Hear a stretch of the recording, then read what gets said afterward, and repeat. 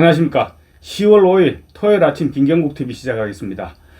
민주당 이재명 대표 지금 사면 초과의 위기 상황을 실감하고 있습니다. 검찰이 이재명 대표의 선거법 위반 혐의에 대해서는 징역 2년, 그리고 위정교사 혐의에 대해서는 징역 3년을 구형했죠. 그래서 지금 이재명 대표 최대의 위기에 직면해 있다는 사실, 우리 국민 모르는 사람은 없을 것입니다. 내달 15일과 25일 열흘 간격으로 지금 두 건의 1심 선고가 예정되어 있습니다. 민주당 지지자 입장에서는 당 안팎의 우려가 심각한 상황입니다. 심지어 당내에서조차 플랜 B가 거론되고 있죠. 쉬쉬하고 있지만 모두가 걱정을 하고 있는 것입니다. 전현희 최고위원이 이런 얘기를 했습니다. 그럴 리는, 그러니까 1심 선고에서 유죄가 선고될 리는 없겠지만 만일의 사태에 대비해서 플랜 B를 준비해야 하는 상황이 올 수도 있다. 이런 우려를 표시하고 있는 것입니다. 그런 상황에서 지금 또 이상 기류가 감지되고 있습니다. 문재인 전 대통령 최근 이재명 대표와 손을 잡았죠. 그런데 문재인 전 대통령이 이재명 대표의 뒤통수를 때리고 있고, 또 조희대 대법원장은 이재명의 퇴로를 차단해버렸습니다. 우선 문재인 전 대통령이 이재명 대표의 심기를 건드리고 나선 부분부터 말씀드리겠습니다. 문재인과 이재명 두 사람은 지난 2017년 대선을 앞두고 민주당 경선에서부터 충돌했죠. 그러니까 앙금의 뿌리가 굉장히 깊은 셈입니다. 당시 해경군 김씨, 이재명 대표의 부인이죠.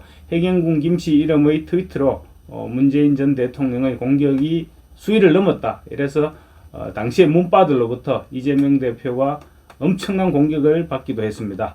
당시 문재인이 당내 경선에서 이겼죠. 그리고 대선에서도 승리했습니다. 이재명은 바짝 엎드렸습니다. 바짝 엎드렸지만 문재인은 이재명을 끝내 포용하지 않았었습니다.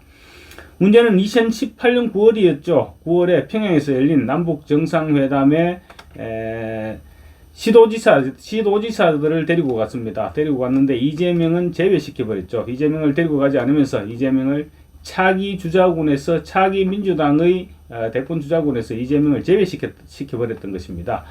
이재명 열받았겠죠. 열받은 이재명이 단독으로 방북을 추진했고, 그것이 빌미가 되어서 지금 불법 대북 송금으로 최대의 정치적 위기를 맞고 있는 것입니다. 열받은 이재명이 북한 방문을 추진하면서 북한의 대북 사업비와 또 방북 비용을 전달하는 그런 무리수를 뒀던 것입니다. 그렇게 시작된 대북 송금 사건이 이제 막 재판이 시작됐습니다. 이미 이화영은 대북 송금 문제로 1심에서 9년 6개월의 유죄를 선고받았죠. 물론 이화영 본인의 뇌물 문제와 다른 죄목도 포함되어 있었지만 어쨌든 1심에서 9년 6개월의 징역형을 선고받았습니다. 그리고 지금 머지않아 2심 선고가 예정되어 있습니다. 이재명으로서는 최악의 위기가 아닐 수 없습니다. 이제 막 재판이 시작됐는데 대북 송금 사건을 속속들이 파악하고 있는 수원지법 신진우 부장판사가 이재명 사건의 부장판사입니다. 이재명은 저승사자 신진우 판사를 피하기 위해서 재판부 변경 신청을 하는 등 지금 굉장히 어려운 상황에 내몰리고 있습니다. 뿐만 아닙니다. 선거법 위반 그리고 위정교사 혐의에 대한 1심 선고를 앞두고 정치 생명이 오락가락한다. 이렇게 표현하는 것이 정확할 것입니다. 그래서 지금 이재명은 당력을 총결집시켜서 검찰과 법원의 화력을 집중하고 있습니다. 그뿐만 아니죠. 윤석열 대통령 탄핵에도 전력 투구하고 있는 그런 상황입니다. 이재명 입장에서는 지푸라기 하나라도 힘을 보태게 해야 하는 그런 그림입니다. 그런데 문재인은 전혀 엉뚱한 방향으로 지금 움직이고 있습니다. 지난 8월 22일이었죠. 사위 특혜 취업 문제가 빌미가 되어서 뇌물수수 혐의를 받고 있는 문재인을 8월 22일 이재명이 찾아가서 위로하고 단일 대오를 형성해서 여권에 대응하기로 했습니다. 그런데 어차피 생각이 다른 두 사람이 끝까지 손을 잡을 수는 없는 일이지만 예상외로 문재인이 빨리 손을 뺀 것은 아니지만 빨리 또 이재명의 약한 고리를 건드리고 있습니다. 문재인이 어제 경기도청을 방문해서 김동연 경기도지사를 만났습니다. 김동연 지사는 이미 이재명이 더 이상은 버티기 힘들 것으로 보고 포스트 이재명을 겨냥한 움직임을 시작했죠. 그런 김동연에게 문재인이 힘을 실어주고 나선 것입니다. 특히 김동연은 친문 인사들을 대거 지금 경기도로 끌어들여서 몸집을 부풀려 둔 상태입니다. 김동연 지사는 지금 이재명에게 팽당한 친문 인사들을 모두 끌어들여서 지금 세를 확장해둔 상태입니다. 이재명이 건재하다면 아무런 위협이 되지 않을 것입니다. 그렇지만 지금 유죄 선고가 확실시되는 두 건의 1심 선고를 앞둔 시점에서 김동연의 친문 행세를 하고 있는 거죠, 사실상. 김동연의 친문 행세는 이재명 입장에서는 분명 부담스러울 수밖에 없는 그런 행보입니다. 그런 상황에서 문재인이 경기도청을 방문해서 김동연에게 힘을 실어준 것입니다. 민주당에 남아있는 친노 인사들을 향해서 이재명은 더 이상 아니다, 이런 사인을 보냈다고도 볼 수 있습니다. 문재인 전 대통령 어제죠, 4일 김정수 부인 김정숙 씨와 함께 경기도 수원시에서 열린 14 남북 정상선언 17주년 기념식 참석에 앞서서 경기도청을 깜짝 방문해서 김동연 지사를 20여 분간 김동연 지사와 회동했습니다. 전직 대통령이 경기도청 예방은 1994년 민선도지사 선출 이후 처음이라고 합니다.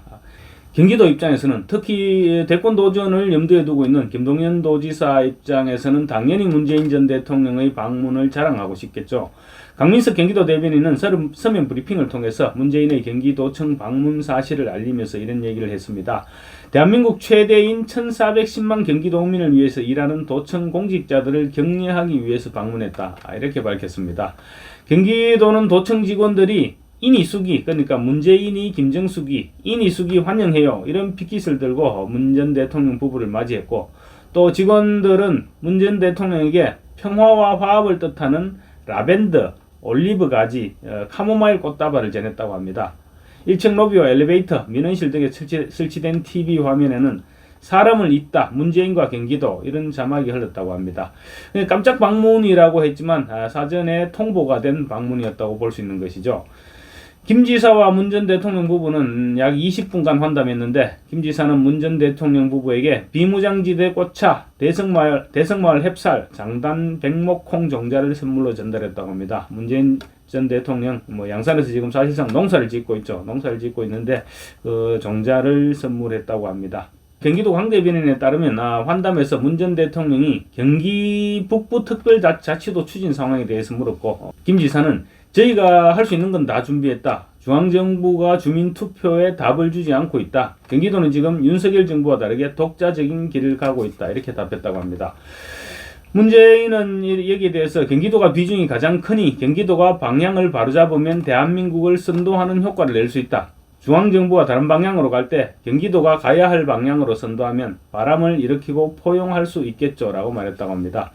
김동연 지사가 움직이면 상당한 가능성이 있을 것이다, 이렇게 격려를 한 셈입니다. 문재인이 아무리 감이 없다고 하더라도 이 시점에 경기도청을 방문해서 김동연 지사를 만난다면 언론이 주목할 것이라는 점을 몰랐을 리가 없습니다. 그럼에도 불구하고 문재인 전 대통령 어제 경기도청 방문을 강행했습니다. 이는 어떻게 보면 더 이상 이재명에게는 기대할 것이 없다고 판단했기 때문일 수도 있습니다. 문재인의 어제 경기도청 방문은 김동연 지사가 전해철 경기도 도정자문위원장이죠. 도정자문위원장을 비롯해서 친노 친문 인사들을 대거 영입한 그런 부분과도 무관치 않을 것입니다. 어쨌거나 김동연에게 힘을 실어준 것인데 이재명 입장에서는 달가울 리가 없을 것입니다. 그런 가운데 또 조희대 대법원장이 다시 한번 공정하고 신속한 재판을 강조하고 나서서 이재명을 더욱 궁지로 몰아넣고 있습니다. 조 대법원장은 어제 신임 법관 임명식에서 헌법과 법률에 따른 균형 있는 판단 기준을 바탕으로 공정하고 신속하게 분쟁을 해결해야 된다, 이렇게 강조했습니다. 조 대법원장은 국민이 법관에게 부여한 막중한 사명을 완수하는 길은 헌법과 법률에 의해 그리고 양심에 따라 독립해서 심판하는 것이다. 권력이나 여론의 압력에 흔들리지 않고 일방의 칭찬과 비방에 좌고우면하지 말아야 된다, 이렇게 얘기했습니다. 지금 이재명 민주당과 이재명 대표 측에서 재판부에 상당한 압박을 가하고 있죠. 특히 개딸들은 지금 상태에서는 이제 탄원서 정도로 지금 거치고 있습니다만, 만약에 이제 이재명에게 유죄가 선고된다면 그 판사들에 대한 급박, 상상을 초월할 정도로 심각한 급박이 예상되는데, 조희대 대법원장이 그런 부분에 굴하지 말고 소신껏, 양심껏, 그리고 공정하게 재판을 해라, 이렇게 강조한 것입니다.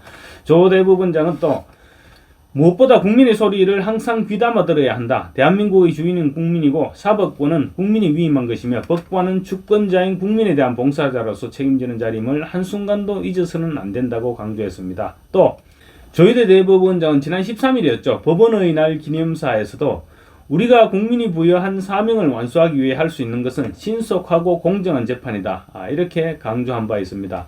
조희대 대법원장이 최근 발언들은 모두 사실상 이재명을 겨냥했다. 꼭 일부러 겨냥한 것은 아니겠지만 결과적으로는 내용상으로는 이재명의 재판에 대해서 그만큼 우려를 표시하면서 이재명 재판부를 격려했다. 이렇게 볼 수 있는 내용들입니다. 조 대법원장이 거듭해서 신속하고 공정한 재판을 강조한 것은 이재명 대표의 선거법 위반 그리고 위정교사 혐의에 대한 재판과 무관치 않다는 것이죠. 그리고 또 수원지법에서 이제 막 시작됐죠. 이재명 대표의 불법 대북 송금 재판부에도 힘을 실어준 것으로 볼 수 있습니다. 특히 조희대 대법원장이 권력이나 여론의 압력에 흔들리지 말고 일방의 칭찬과 비방에 좌고우면하지 말아야 한다. 이렇게 강조한 부분은 사실상 이재명과 민주당을 겨냥한 발언이다. 이렇게 볼 수 있는 대목이기도 합니다. 그리고 신속한 재판을 거듭 강조한 것도 재판을 최대한 지연시키겠다는 이재명의 의도를 공격한 것으로 볼 수 있습니다. 제가 이재명의 11월 위기설 그 이상이 될 것이라고 말씀드린 적이 있는데 이제 그 징후가 점차 현실로 나타나고 있는 것입니다. 감사합니다.